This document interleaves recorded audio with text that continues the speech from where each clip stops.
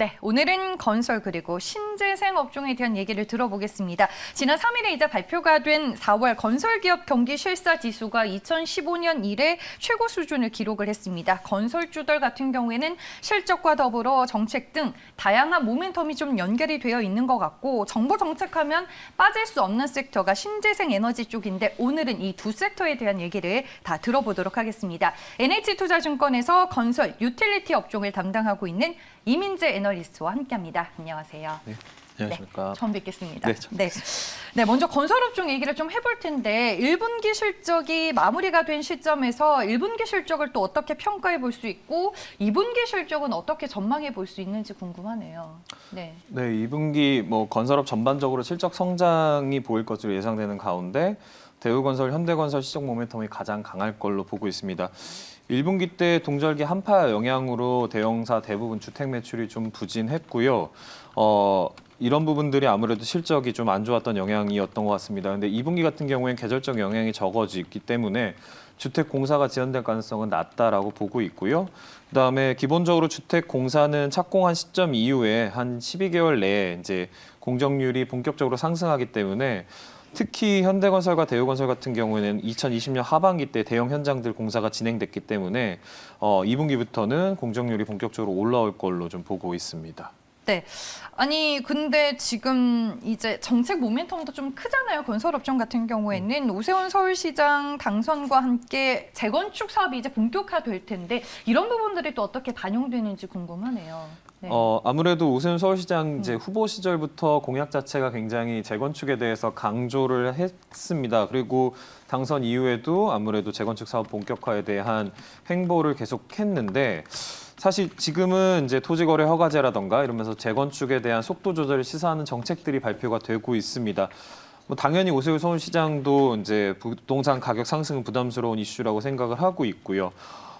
그렇기 때문에 저희는 2022년 이제 3월 대통령 선거가 있을 거고요. 네. 그다음에 1년밖에 안 되는 서울시장의 임기 자체가 좀 짧고 그다음에 부동산 정책에 대해서 여야가 아무래도 서로 다른 방향의 정책을 지금 추구하고 있기 때문에 네.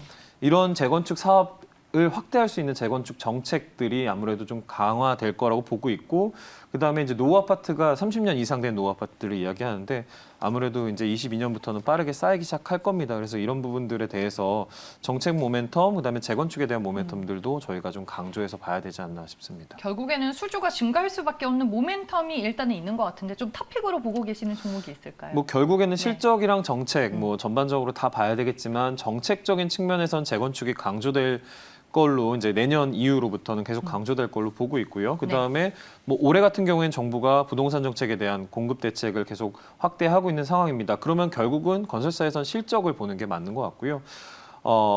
전년 대비 성장률이 가장 큰 회사를 픽하는 게 가장 건설주 내에서는 편한 종목 선택이 될 것 같습니다. 그래서 저희는 대우건설이랑 현대건설 앞서 말씀드렸던 것처럼 네. 아무래도 작년에 대형 현장 등 착공이 많았기 때문에 그런 부분들 매출 발생되는 대우건설이랑 현대건설을 최선호주로 좀 말씀을 드리고 있습니다. 네, 알겠습니다. 건설주 얘기 들어봤고 리포트를 보니까 신재생 에너지 쪽도 네. 최근에 보고서를 내놓으셨길래 워낙 이쪽 섹터가 좀 최근에 주가 흐름이 부진했잖아요. 하지만 정책 같은 경우에는 모멘텀이 여전히 존재하는 것 같은데 주가 반등을 위해서는 현재 어떤 모멘텀들이 좀 필요한 시점인가요? 신재생은? 일단은 신재생 에너지 쪽을 좀 전반적으로 봤을 때 금리 인상 자체는 분명히 부정적인 소재라고 판단을 하고 있습니다. 자금 조달 형태가 어떻게 되느냐도 굉장히 중요하거든요. 근데 아무래도 신재생 에너지는 지금 유럽 쪽에서 이루어지는 자금 조달 형태를 보면 프로젝트 파이낸스, 그러니까 PF 형태로 조달을 많이 하기 때문에 네. 금리 인상은 굉장히 치명적인 건 맞습니다. 근데 그럼에도 신재생 에너지에 대한 부분들이 강조되고 앞으로 저희가 계속 관심을 가져야 되는 결정적인 이유는 지금 전반적으로 그 신재생 에너지의 발전 속도가 굉장히 빠릅니다. 실제로 아레나라고 하는 레포트에서 발간하는 것보다도 3, 4년 이상은 해상풍력 같은 경우는 빨라지고 있거든요.